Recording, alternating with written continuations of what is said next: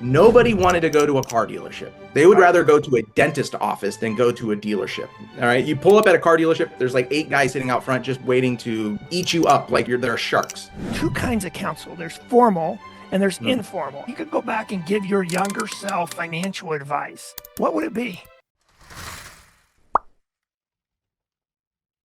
Welcome to PlanAssist Podcast. As all of you know, the theme of this podcast is to help you make better financial decisions using 3 core principles. Have a plan, be diversified, seek counsel. So everyone does it a little bit different. So those of you who have followed me, you know that there's a lot of art put into all of this. Though, if you do look at people who have been successful financially, they seem to all have these core principles kind of built into their financial lives. They may not call them that, but if you let them talk, they'll have a tendency to kind of come back to those core principles. So today, all of our podcasts have either someone who's been really successful financially or an expert in a particular field. Today, we have Jeremy Scott. So I'm super excited to have him on because he has an enormous amount of experience and expertise in a combination of things. Interesting enough, he has a combination of the auto industry and the whole auto industry over a 20 plus year career. And then he's also in the mortgage brokerage business to help both investors and individual homeowners with their mortgages. So he's kind of seen a lot of different aspects of people's financial lives, including his own, because he's been super successful. He's here south of Winter Garden and has been here for, I think he said 3 years, but he'll add something to that if he wants to. So with that, I'm going to get right into the interview and talk to Jeremy. But let me before I get to the question, did I miss anything, Jeremy, that you wanted to add as your? You pretty much nailed it. 25-year career as 24 of those 25 years as a sales manager at multiple dealerships here in Florida. And so, yes, and I ventured out of that and into the mortgage space to sort of elevate myself from doing one of the biggest purchases that people will do to the biggest single purchase that people will do. So it's kind of like a graduation, sort of. But yes, I have been around for a long time. That's a really good point because that is their 2 biggest purchases. It's a car for a lot of people. It's an automobile and then the house. So with that, let's get into the interview. And I always like to start these off with one question that I'll start people off with is if you could go back and give your younger self financial advice, what would it be? All right. So young me, right? The 19 Exactly. that got into the car business, that Yes. was a gung ho person. I had this vision of I'm going to own a dealership. I'm going to do all these things. And I kind of put the cart before the horse and everything. And it was all about chasing a paycheck, right? And what I didn't do, I didn't really do a good job of saying, now that I get a paycheck, what am I going to do with it other than spend it?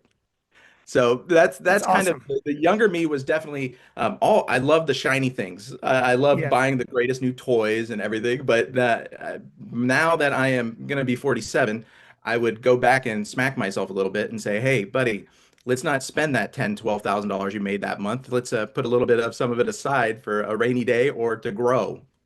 And I think that's really one of our biggest mistakes when we get younger is we don't think in terms of decades, 10 years, 20 years, 30 years. We think in terms of what am I doing now, right? I mean, Yeah. it's just a common 20-year-old, 30-year-old trait. Yeah, you go with what's in front of you, and everything is so easy now to get like rapidly. Like right now, thanks to Amazon, you can buy anything that you want like in a day. It'll be here tomorrow. Right. And I think like as people in this generation are doing, they're really about the right now and they're not thinking about later on. And as I've gotten older, I find myself really thinking about the later on. And so I would definitely go back and tell myself like, bro, slow down.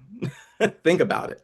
So what does your planning process look like now compared to then? Like as far as making a financial plan and when I say a plan, I just want to reiterate, I'm not talking about one of those 40-page PDF documents that people sit down with a financial advisor and, then they don't ever look at it again, right? It's this process you go through. I'm talking about just this. Where are you at now? Where do you want to go? What's that kind of look like?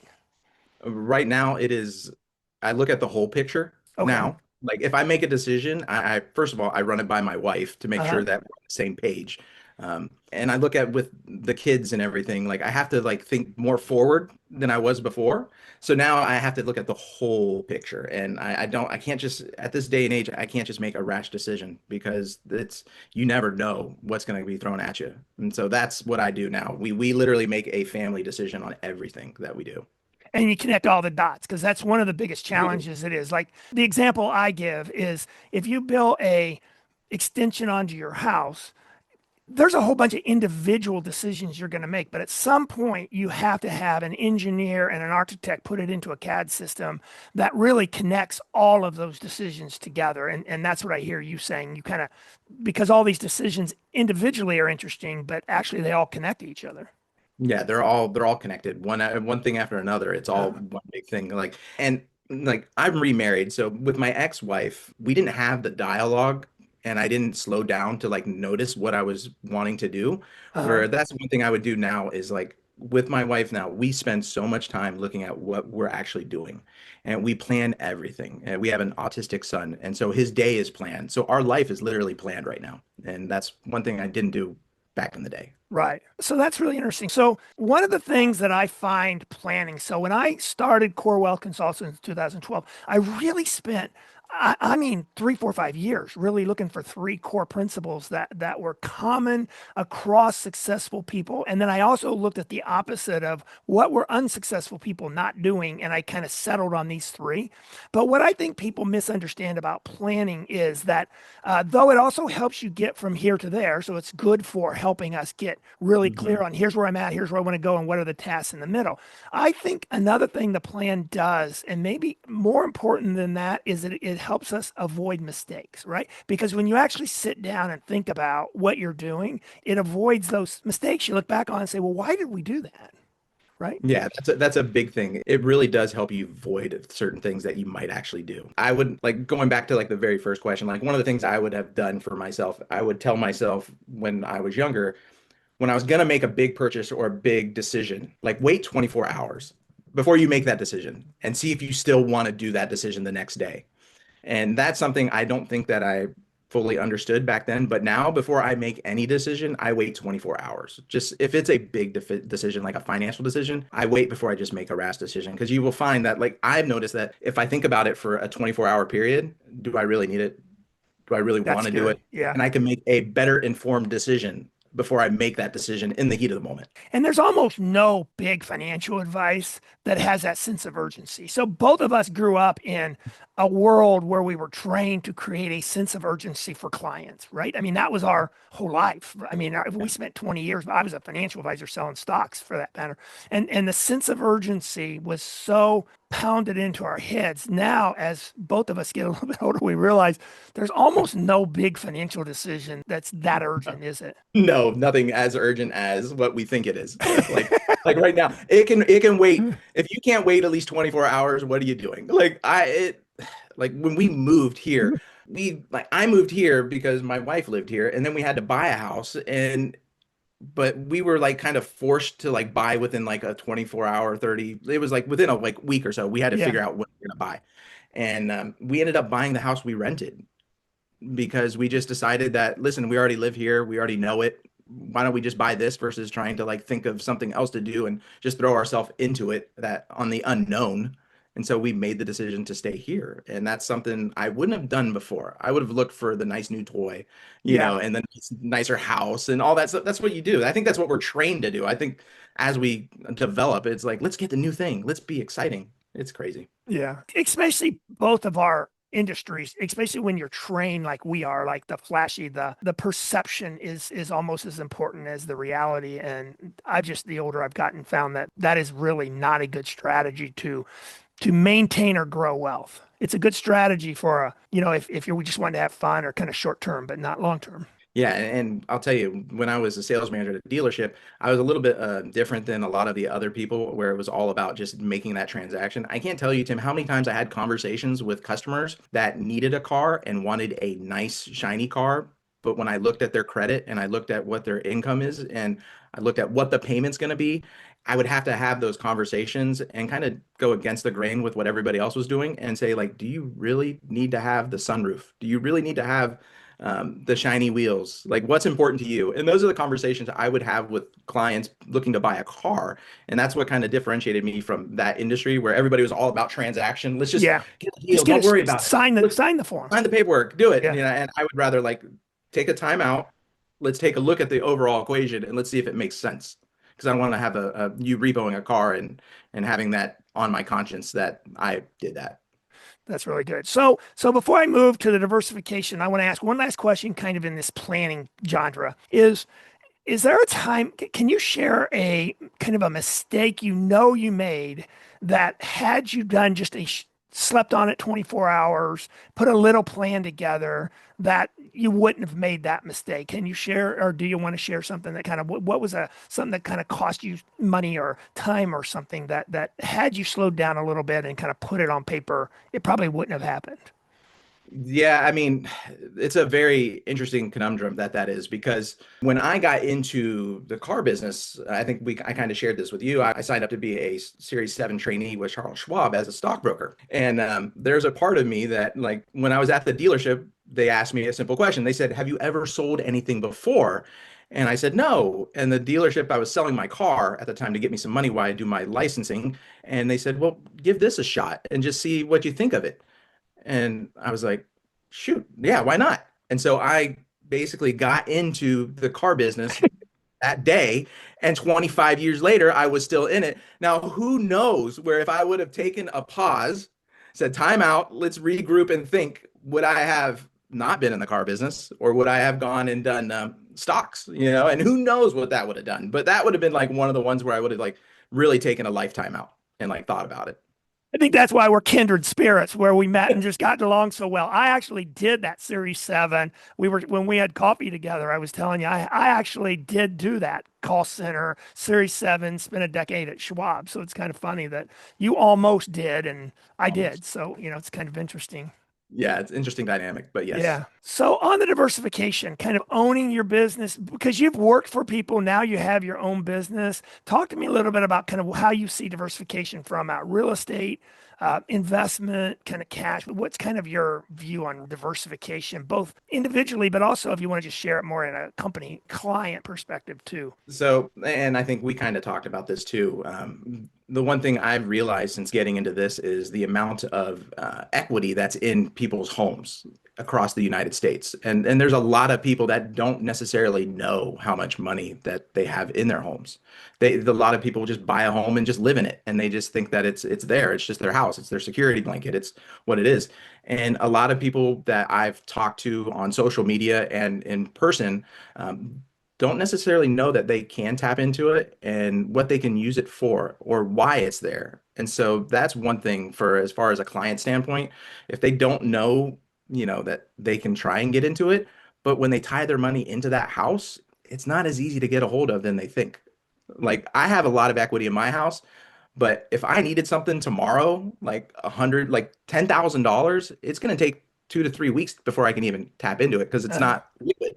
Yeah. right. So that's one thing that I really got into. Like, you see all the stuff online where there's so much equity in the United States and it's untapped equity because people are not just actually don't know how to do it, and they don't know how to diversify it. So I've started to dive into that a little bit to learn more about that as I've grown this business so I can have these conversations with people, because they are real world conversations. If somebody needs a car for their kid and they don't want to deal with a finance manager at a car dealership, the only way they can do it is to pay cash. And doing that, most of their money is tied up into a house. And to share some statistics that both Jeremy and I talked about here last week was 18% of households in America are net worth $1 million plus. 18%, which was really shocking to me, to be honest Mhm. with you. I was like, wow, that's high. But then when you dug into those numbers, you find that only about 3% are actually millionaires minus their homes. And I'm not right. I mean, so and we're talking homes, right? We're not talking Yep. like real estate investments. That's still part of that 3%. Like people Correct. that have rental properties, apartment buildings, those kinds of things. That's the 3%, not the Yeah, it's their 18% primary minus. residence. Exactly. Yeah, their primary residence, and So there's a big chunk of shattering. money tied up in people's net worth slash home. Yeah, it's really eye-opening when you look at it. It just shows you that there's a lot of opportunity for people to possibly get a little bit better return on investment. The one thing about your home is pretty consistent. That house is going to appreciate on the 2 to 3% year over Yeah, year. that's true. Um, so there isn't a big risk with it if you want to just stay the course, but it doesn't have the ginormous upside. Now, we had some fake upside. I don't call it really fake because it really happened, but when home prices shot up, 5 years ago, 4 to 5 years ago, Right. a lot of people saw their net worth based off of property increase significantly during that time. Um, Case in point, my house, not to use numbers, I bought it for 600,000 a couple years ago. It was built in 2019 for 350. So Yeah. the original person that had the house that sold it, they That's tapped a into that. substantial money, right? Yeah.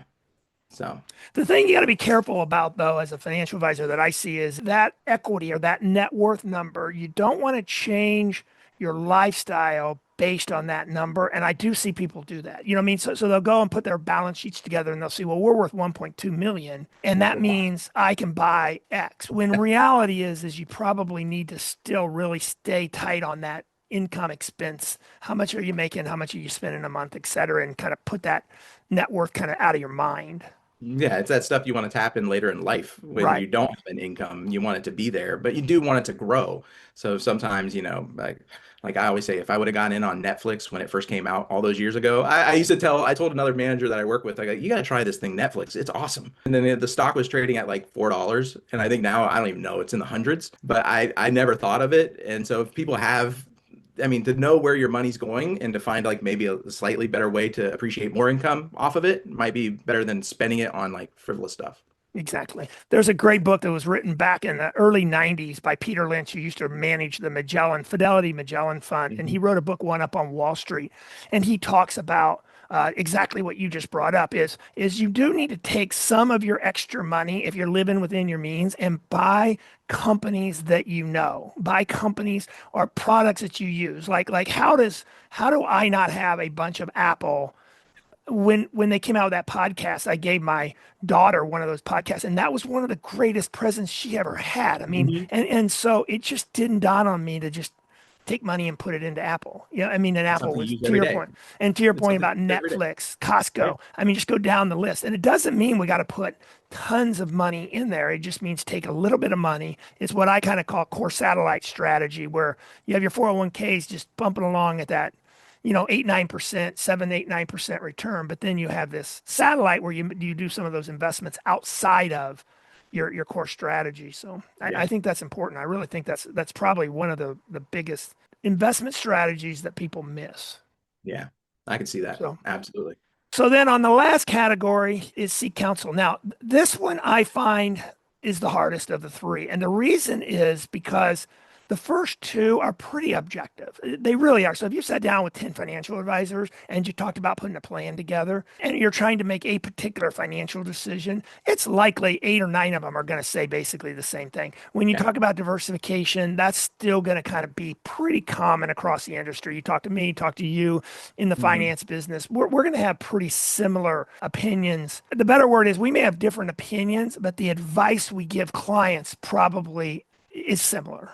I Yeah. mean, so individually we may do something different, but the advice, because we're kind of paid for the advice, we're kind of restrained with responsibility, accountability, those kinds of things. So the Yeah. advice we give will look similar. So my point, planning and diversification is pretty uniform or objective. When people start seeking counsel, it's very different. I mean, I find that much more subjective, and I find that really art versus science. But I can tell you, I get feedback all the time from people who say, you shouldn't use seek counsel. People don't like the word. And I'm like, whatever you want to call it, I think that's the right word. But if you want to call it advice, if you want to call it, be curious. The point I'm trying to make with this seek counsel is when we're making big financial decisions, don't make them in a bubble. Be really clear about what's the best case scenario, what's the worst case scenario, what's the likely case scenario. And you're not going to get to that by just looking at Google or listening to someone on the radio or watching a YouTube channel. You're just not going to get there. You're going to have to talk to some different people. And people just don't like to talk to people because they get sold or they don't want to be told what to do. Or I don't know. It's kind of that whole pride thing and stuff kind Yeah. of sits in. So with that kind of set up, and we talked a little bit about this early in the planning process, but when you're faced with a big financial decision, kind of what's your process you go through to get input? Well, what I do is I look at everything. Okay. Okay. And if it's a situation where it involves somebody else outside, let's say outside of my realm, whether it be now that I don't really need to talk to too many people about houses and cars anymore. But when we did get a realtor, even though we bought the house we rented, we did have a realtor and we did our due diligence and we went and found the person that kind of fit us, Okay. had this similar type of demeanor that we thought would know, like, and trust, that we could know, like, and trust. And we wanted somebody that would guide us and have our best interest at heart and not just like trying to force us into something. And so we found the right people. We went on home tours and everything else. And I kind of play it as this is what a lot of people do, right? A lot of people will look online or now they'll use ChatGPT and they'll try and figure out the strategy that works. When hindsight is there are people that do this for a living and that have done all the heavy lifting ahead of time. I think as a person and a consumer, I would want to spend more time doing my due diligence on somebody that can help guide me through this process. I know that I can find the right person that's going to do all these things. I kind of take it as what people would do. Like if you've never been to Magic Kingdom ever, I live right over here by Magic Kingdom, watch the fireworks at night. Imagine your first time going and you went to Magic Kingdom and you didn't have a map or you didn't have a phone that told you the wait times and told you where the restaurants were and what was going to cost you $30 for yourself to eat at, or your family would cost you $70. You would spend so much time wandering around the park aimlessly looking for where do I go? What do I do? Is this one going to be a 3 hour wait? What is all this? And so I kind of look at it as like, here's the map. Here's the person that you want to partner with and talk to is the person that is that map that you have at Magic Kingdom. They're there to show you the easier, less stressful way of doing things, and you have to do your due diligence to feel that that person is going to have your best interest at heart. And so that's where I think that the seek of counsel is very important. Like, I don't want anybody that's going to try and force my hand and push me into something else. And I think that's what people are afraid of That is because what they're afraid of. they're very much afraid of it. Like in the car dealership days, nobody wanted to go to a car dealership. They would Right. rather go to a dentist office than go to a dealership. All right. You pull up at a car dealership, there's like 8 guys sitting out front just waiting to, you know, eat you up like they're sharks. And that's what people don't want. So now you can, because of the internet and reviews and due diligence, you can find more information and the right people to guide you. So that's why I think like seek counsel is very important, but the right counsel is very Yeah. important. And the way, and you did a really good job kind of summarizing it and summing it up. The way I try to help people understand when they go out and seek counsel, there's two kinds of counsel. There's formal and there's Mhm. informal. And the difference is huge. They're both very valuable. They're both, but it's important to understand the difference. When they talk to formal counsel, that's where you're paying someone.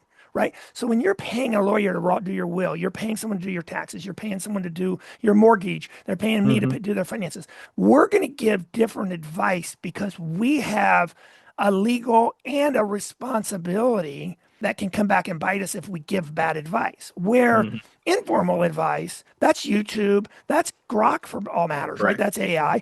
That's just someone giving you an opinion. And it's important to remember they don't have any responsibility. If you follow that advice, you own it, right? Where if you're Mhm. following, professional advice, it doesn't mean there's not going to be mistakes. It doesn't mean you're not going to, everything's going to be perfect, but it just means that you're kind of sharing the responsibility to make a good decision is maybe a good way to Absolutely. word it. That is spot on. That is Yeah, exactly what it is. That informal counsel of and not that really does put the onus on the person if they try to do it on their own. So that's if they right. make a mistake, guess what? You own that mistake. That is all you. Yes. You Well, can't tell Google.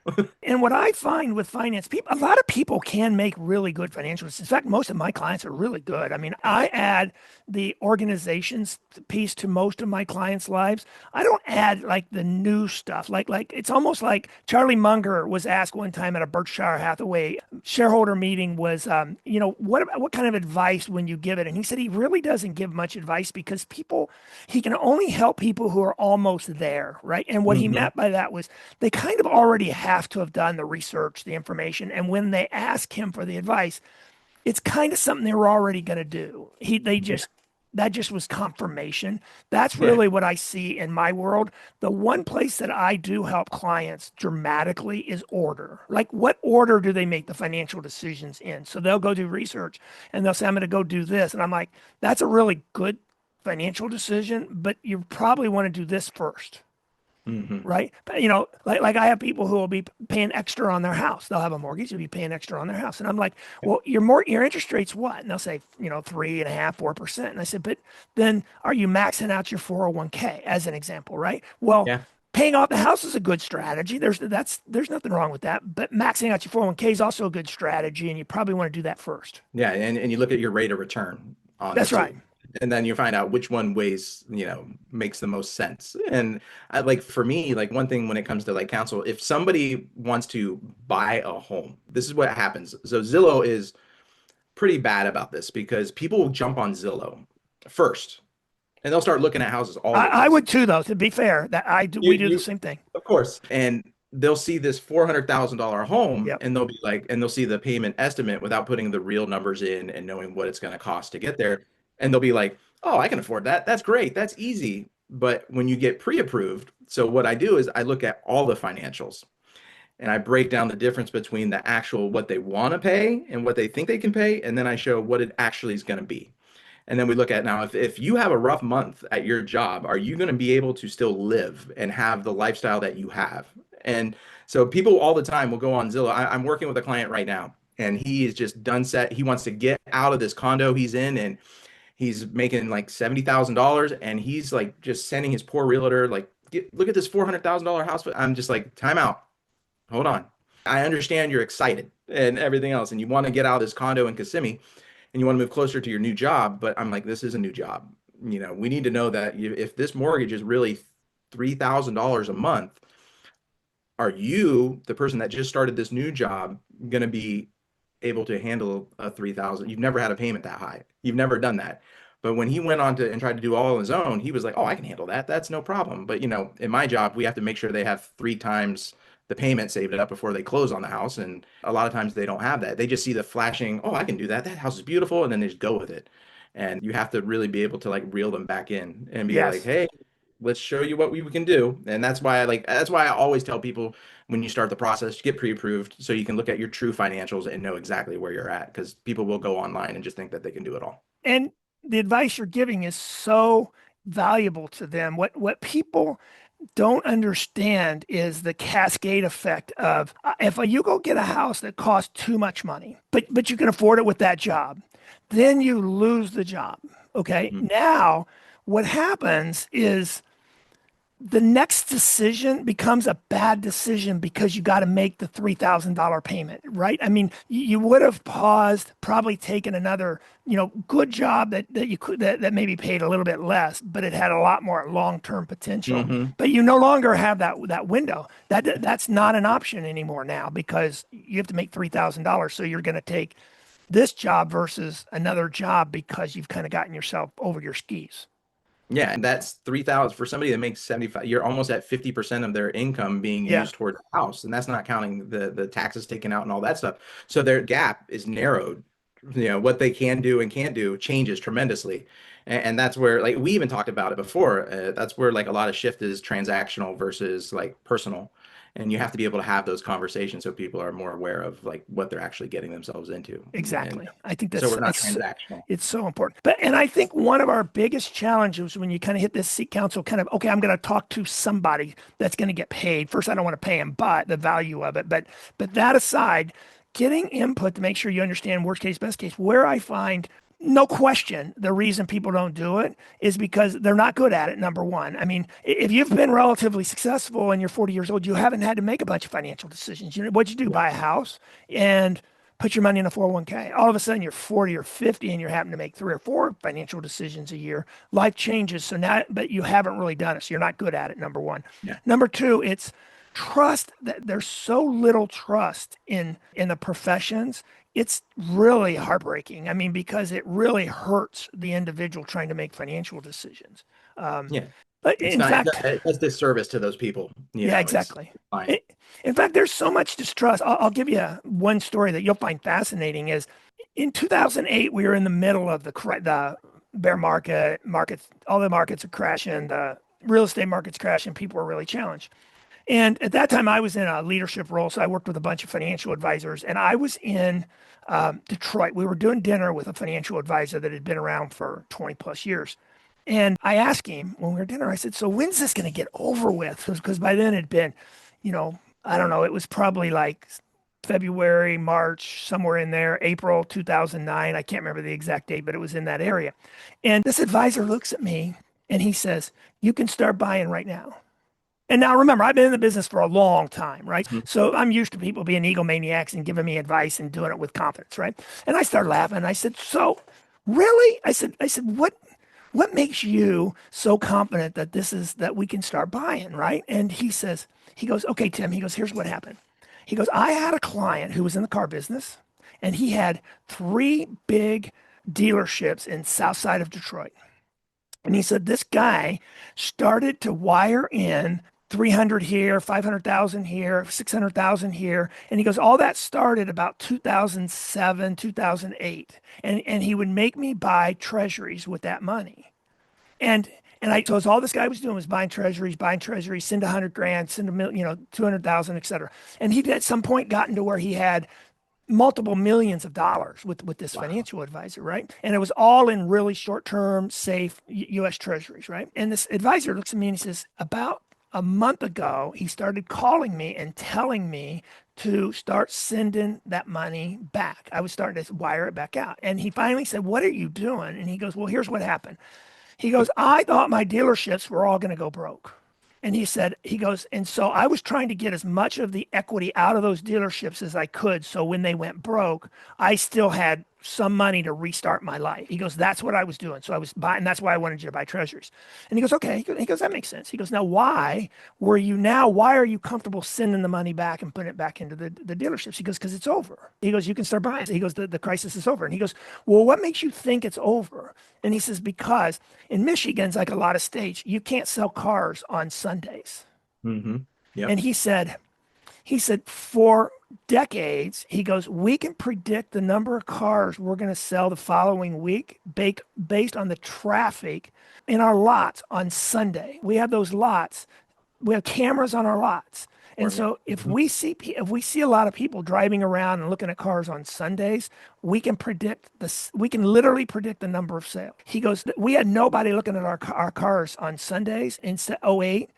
And he goes, in like December, he said, all of a sudden cars started showing up. And he goes, now we're back to where we were. My point, long story short, is the reason I say this is people so distrust the people in the dealerships that they literally will go look at cars on Sundays. Yet once they've decided, they've kind of gone it. So those people it's so fascinating that there's these secret things that people just do everything they can not to talk to a person. You know what's funny is one of the dealerships I worked at for about 7, 8 years. It was a smaller dealership closer to my house after I moved from Orlando over in Deltona area. That dealership was closed every Sunday. It was a Buick GMC store, and we had salespeople that would at Saturday night, as the dealership closed at 6 o'clock, would go out there and put their business card underneath the windshield wipers of the cars on the front row, and they would do that. And as God is my witness, Monday was always the day that they would get a car deal. That salesperson would, and it never failed. It never failed. It was like Yes. I was waiting, come in Monday, and then they'd be waiting to do a deal, and their phone would be ringing and all that. And it's funny because people just they want to avoid, and we talked about this with the Tesla thing too. People want to avoid being sold so much, and they do like to kind of look on their own. Right. And then when they're ready for counsel, they will do it on their own Right. and they will find a way to do it. And that's why I used to get into it with some of the upper management, some of the dealerships, is they would always say, don't send a quote over the internet. Don't send a price quote. Don't quote people payment, anything else, because, just get them in the dealership. And what I found in my years was, as the internet went on, the dealerships that gave the people the quote and was forthcoming with the actual client got the business regardless. Because what the client's going to do is they're going to find the one that will send them the information, Yeah. and they'll engage with that person. Because that's one of the trust points, right? That increases that Absolutely. trust. I mean, Yep. it's so if anyone's listening to this, not wanting to talk to a financial or talk to a professional is very common, but you really have to come up with kind of force your way through it. And the best advice I can give, and the people I know, like people who are really successful, what they do, because they're the same, they don't like sales, they more come at it from a curiosity perspective. So they'll call you and say, "Hey, Jeremy, I'm thinking about buying this building. What do you think about that?" Hmm. They don't Yeah. they don't say, "Hey, I want a mortgage." They say, "Well," and then you are open because they're kind of giving you that space to give them your opinion, and then they might do that with five people. Yeah. And then from that, they'll come to some conclusion, and then some will come back to you, and others won't, right? But they come at it more from a curiosity perspective. Yeah. Nobody comes at me and says, I want a mortgage. They don't, That's never, that's never, but they do kind of if they come through a in a realtor, they way, do, right? it's a roundabout way, It is okay. so I'm sort of, the person that they are kind of directed this way to me because most real estate agents, they don't want to show a client a property without knowing they're pre-approved first. So the agent is that middle ground touch point with the Uh, client. And then they usually say, hey, do you have a mortgage person? Like if somebody wants to look at a house, the next conversation that a good realtor is going to have is, have you talked to a mortgage person yet? Have you been pre-qualified? All those things. Because that is their warm-up question to get the needs analysis for that client. yeah. And it always gears to this. It always ends up going back to here. So So exactly. So I just encourage people to again have a plan. That does not mean a 45-page PDF that you never look at. It means be clear about here's where I'm going, here's where I'm at, here's where I'm going. Make sure you're diversified where you have multiple, you're not just coming at it single focused on one thing, but have some diversity in your lives. And then finally, if you're good at seeking counsel, you're probably going to do really well. But the goal of seeking counsel is understanding best case, worst case, and likely state. And if you kind of come at it from that perspective, you're probably going to make better financial decisions, right? oh, absolutely, absolutely. Finding and knowing where you're at and finding somebody when you are seeking counsel that Uh-huh. like, and trust is just key. I mean, and that's why like doing things like this, like where if anybody just met you, like when I met you at the coffee shop, you were there talking to somebody. You were not this, and I always joke because I'm not the guy that's wearing a sport coat. Like I actually did a reel about it where like I came in my reel with a sport coat on. I said, this is Uh, what most people think that a mortgage broker is. And then the next shot is me in my flip-flops and shorts and sitting at my desk. And I'm like, but this is really who I am. I'm that's an I'm an awesome authentic video. person Awesome. that only worries, I'd rather be authentic voice and Uh-huh. like so you know who you are and that I want people to be able to trust me just like they should be able to trust you. And so I think if you seek counsel and you find somebody that you know, like and trust, you're ahead of the game Yeah, already. exactly. So, all right. Well, I really appreciate your time, Jeremy. So, Jeremy Scott, give him your contact information. If anyone's out looking for a mortgage or back to seeking counsel, if you want some input or some suggestions, he has a lot of experience and has seen a lot of. Yeah. My email is Jeremy at empire.com. That's my work email address. Okay. You can find me on LinkedIn, and my handle is at Magic Key Mortgages. That's my personal brand, but I'm all over the internet. So if you just type up Magic Key, you'll find me. Jeremy Scott pops up too, really right at Yep, the top yep, because I've gone to, absolutely. yeah. So, Yep, awesome. and both are pretty easy to spell. So if you have any questions, reach out to Jeremy. I appreciate anyone that's on the call. If you have, do like and subscribe, and feel free to comment on if you saw anything that we said that was kind of out of line or you disagree. I'd appreciate that as much as the stuff you agreed with. Absolutely. So thank you so Awesome. much, Jeremy. Thanks for taking the time. Thank you, pal. I Talk to you later. appreciate it. You too. All right. Have a great day. Bye. You Thanks. too.